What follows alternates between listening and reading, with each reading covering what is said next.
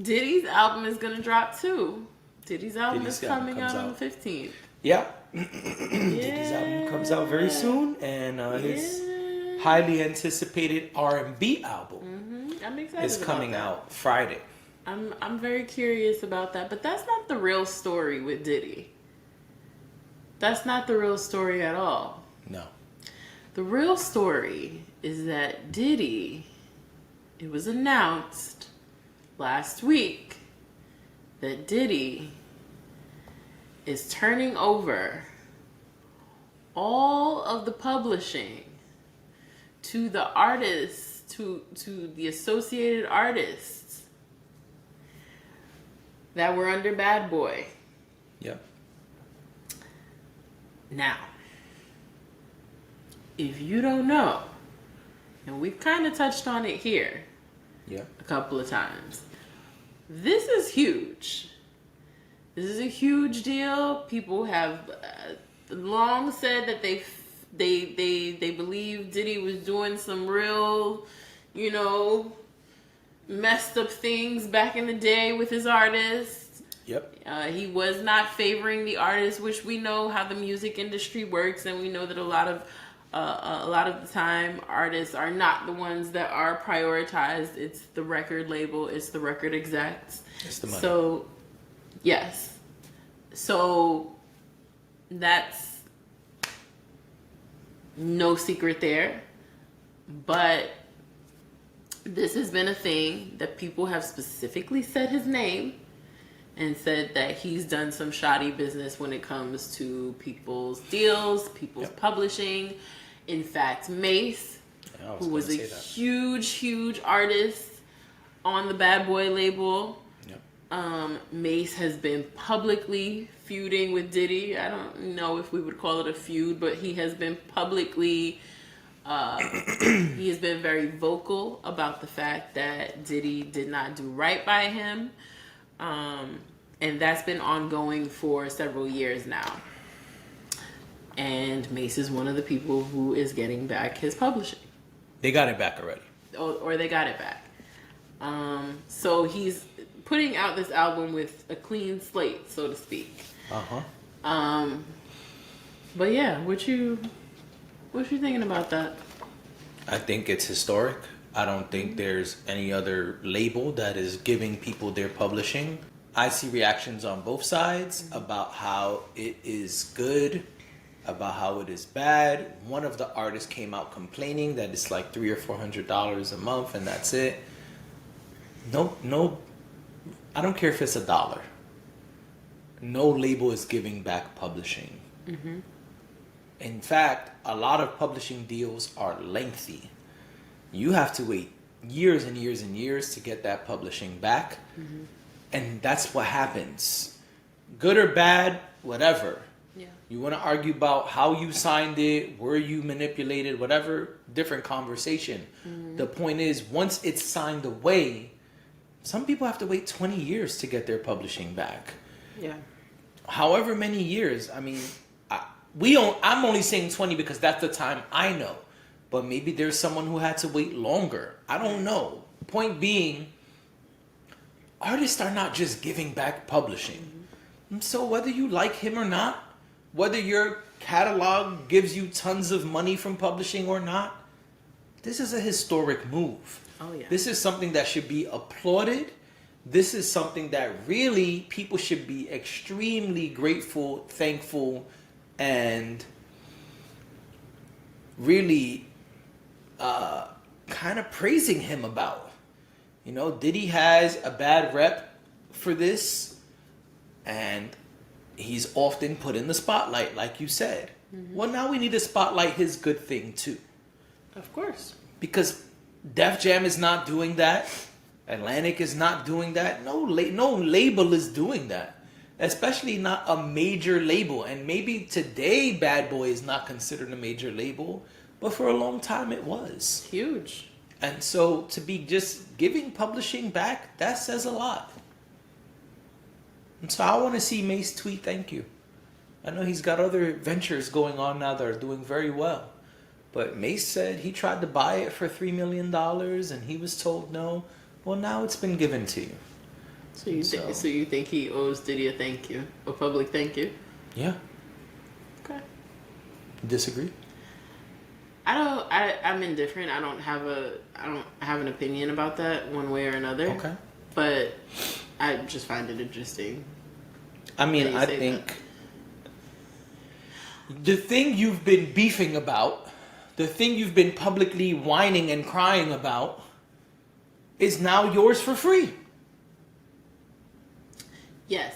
The only reason why I'm hesitant with that is because it sounded to me, and maybe I don't know if I'm making this up, but it sounded to me over the last few years that yes, it was about that, but there's also in the battle between the two of them, it sounds like it created a lot of bad blood between them. Yeah. So I don't know. I feel like there's probably a lot more to that story that has not been revealed. Sure. So I don't know if the thank you is necessary. The public thank you would be necessary or not, and I think that's why I'm indifferent about it, because I'm like, well, it seems like a lot went on in this back and forth, or in this thing between Diddy and Mace. So I don't know. Well, to me, that's part of why it should be a public thing. Mm-hmm. We've seen tweets, we've seen interviews, we've seen cell phone videos of Mace complaining and whining and being frustrated and expressing all his feelings. And that's fine. Express your truth, right? That's what everyone says. Mm-hmm. Okay, well, now the truth is you've been given your publishing back for free. You didn't have to spend $3 million. And I'm not saying go be best friends and go, on vacations together and take tons of pictures for the gram. I'm just saying, hey, you got what you wanted and for free. Yeah. A thank you is in order. Yeah. That's all. I ain't saying they got to start a podcast together. I ain't saying they got to be besties. I'm not saying you got to give Diddy free promotion for his new album. None of that. But you got what you wanted. You should be gracious and express that. Yeah. What's up? What you got over there? I was just looking. I was just curious to see if there's any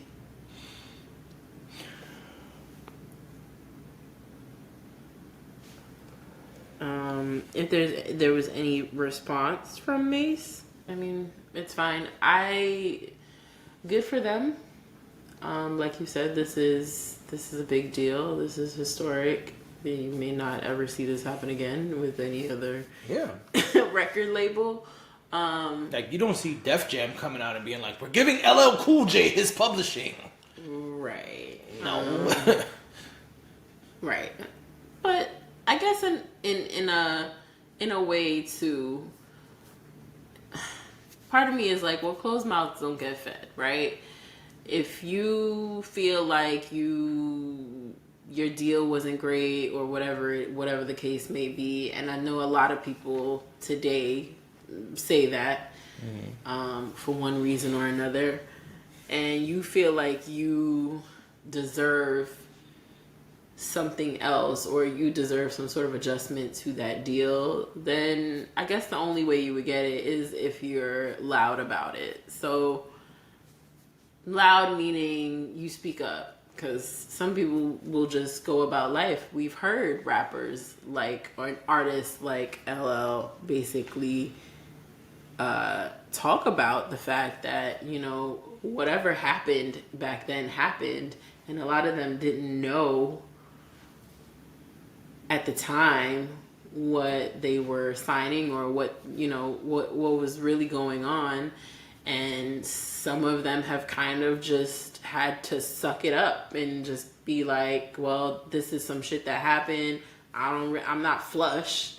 Like, I don't have the cash flow that maybe I had in the beginning because of this. But it is what it is. I signed the deal and I'm, moving on and I'm doing whatever I'm doing. Right. I don't think there's anything wrong with that. I'm not saying that they were wrong, but I'm saying, maybe there is something to be said about someone who feels like, well, this was one way and I don't think this was the right way and whatever. And, they speak up about it and something came of it. They said that Diddy said that this has been in the works for a while. Mm-hmm.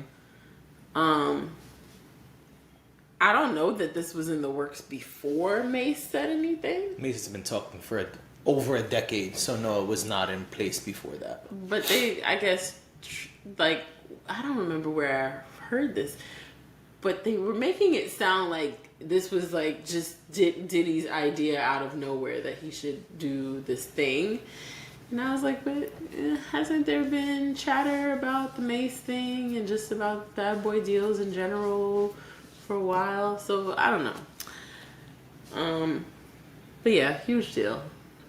I guess, good for the artists, and I wish everyone well on their future endeavors. I think we should highlight that a black executive, a black music mogul, a black music executive has done something historic. Yeah. And I think that's what people should focus on, not if my catalog makes $300 or if Mace made this happen or if Mace signed a bad deal or what's going to happen next between Mace and Diddy. I think the conversation is Diddy once again has done something historic that probably is never going to get done again. Okay. The Mace thing was a part of it, so I felt like it needed to be brought up. But I hear you. Got it. What else? Are you okay? Yeah. We just feel differently about this topic, that's all. Okay. All right. I just feel like the Mace thing overpowers the real shit that's happening. But Mace owes Bad Boy albums, first of all. Diddy said that years ago. He's like, son, I don't understand why this is a conversation when he owes me albums. So you can't be complaining while still doing... A contract is an exchange. Mm-hmm. If I sign a podcast deal for 100 episodes and I still owe the company 30 episodes, I can't go out and complain in the world that I was wronged. You didn't finish the contract. That's true. And so you've been making a public fuss for a decade, and really you shouldn't be. That's the thing. And we've discussed this here on the pod before. I don't mind rediscussing it, but I feel like that shouldn't be the focus of what happened with Diddy. Because the Mace shit is really an isolated incident. What happened with the Locks, similar but different. What happened with Faith Evans, I've never heard Faith Evans complain. Never heard Mary J. Blige complain. There's mad artists I never heard complain. We just hear a lot of times from Mace and a few small other people. But there's plenty of people who I haven't heard any complaints from Bad Boy. It's really Mace. And way back when it was that he didn't want to let the Locks out of his deal and they had to take other methods. Cool. But really it's been Mace that we've heard complaints from for years. And honestly, yo fam, you should have shut up a long time ago. We don't need to know that you tried to buy it for $3 million. Really, that's not our business. You don't talk about the fact that you owe albums to Bad Boy. And Diddy's not suing you for that. Because he could be suing you for that. Mm-hmm. The fact is that when he did Welcome Back, that's what it was called, Welcome Back. Mm-hmm. That was supposed to be a 3 or 4 album deal. We never got another Mace album. Mm-hmm. Tried to go to G-Unit, Diddy didn't let it happen. Mm-hmm. Also, that's when the complaints really started. Because the Christian album didn't work. And so now you wanted to go back to being Murder Mace. Cool. But that's not what you signed. And that's not how contracts work. And so Mace specifically signed the contract and then wanted to do all of the opposite things that the contract signed. That wasn't as a kid. So a lot of people are running around saying, oh, I was 18, I was 16, I was 19, it was a bad contract. Mace didn't do Welcome Back at 17. Mace didn't do Welcome Back at 19. Well, that's why I didn't bring up age, because I don't think that, I mean, even when you're, I don't know everybody's situation, but even young people have adults around them. It's not like every situation is not the same, and I'm sure there's plenty of young people who have who have been 18 and not really known anything and walked into a room by themselves and signed deals. But I purposely didn't bring up age when it comes to this stuff, because you could also be an 18-year-old who has adults around you that could help you read the contract, or at least be able to say, hey, we need to talk to a lawyer or something like that. So I purposely didn't bring up the age thing, because I just kind of feel like, okay. But Mace has. He has. And that's why I say it, because remember when the thing happened with Mace and the rumors about him signing Fabio Foreign for a very little amount of money? He went on Gilly. Huh? I said, yeah, I was going to bring that up. Whatever. I don't even want to discuss that part. My point in bringing that situation up is he went on $1 million worth of game and discussed him signing at 16 to Bad Boy.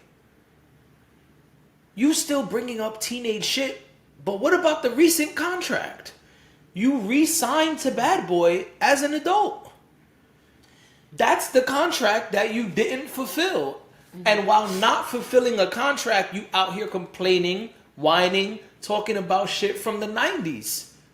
What happened to the early 2000s? What happened to 2004 when you did, or whatever year it was, 2003, 4, 5, whatever?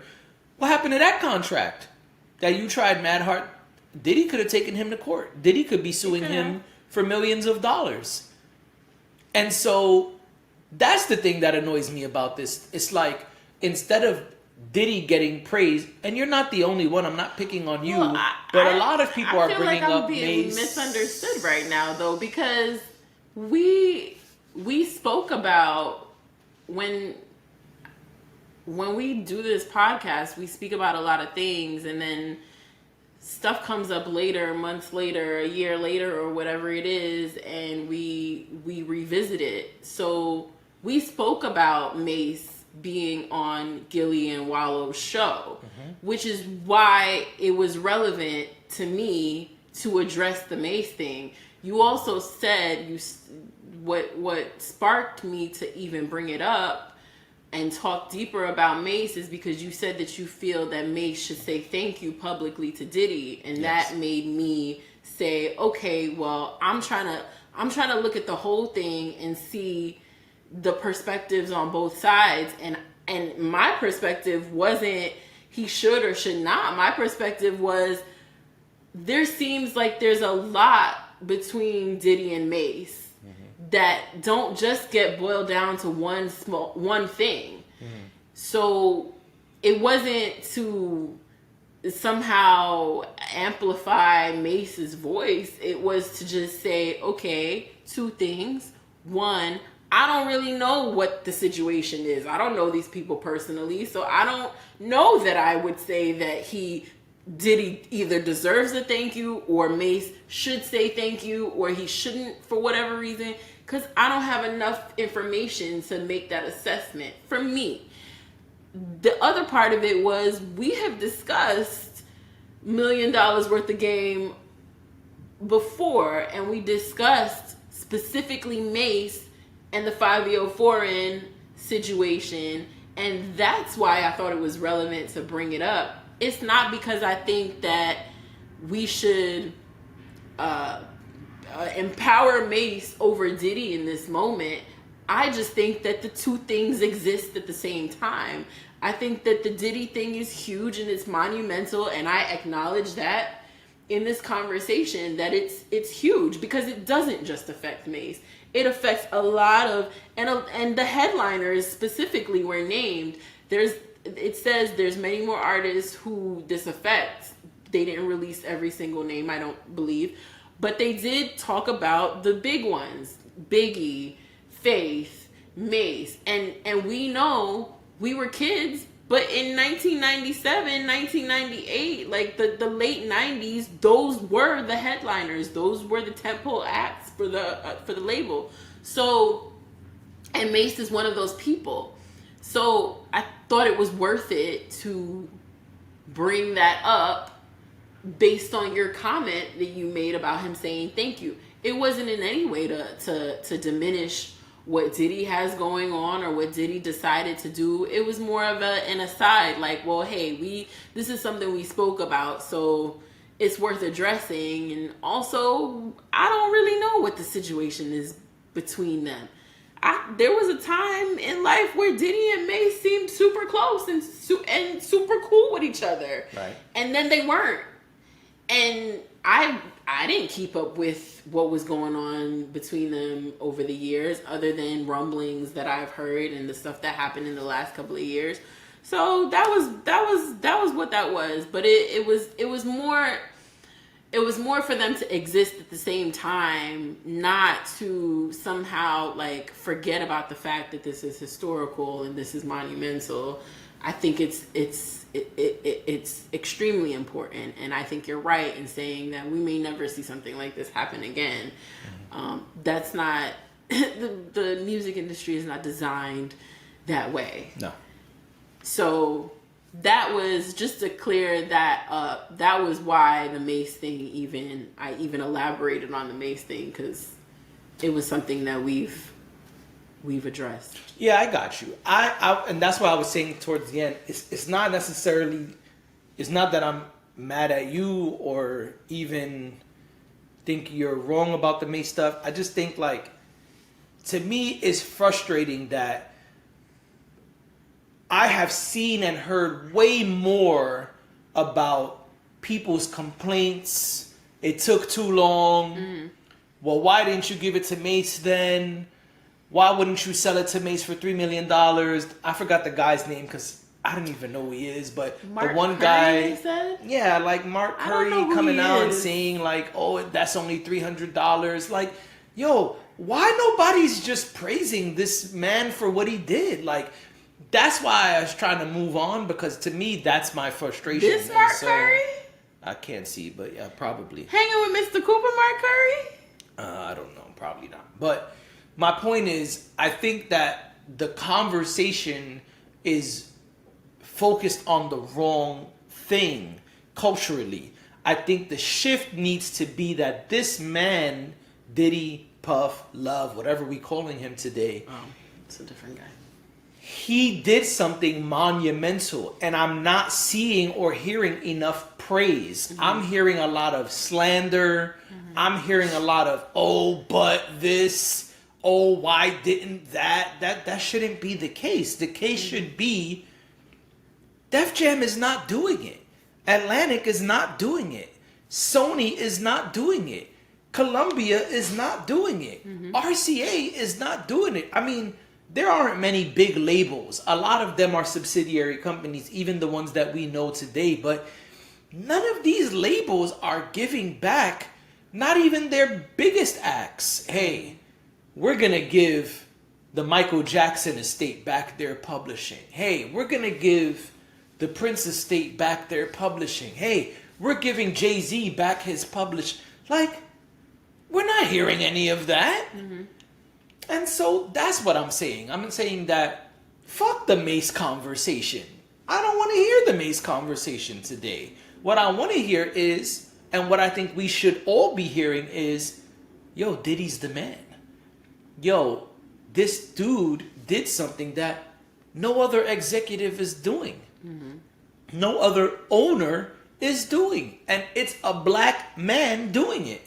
Right. That's what I think should be the conversation. Yo, this black executive, this black owner, this black media mogul is showing us the right way to do things.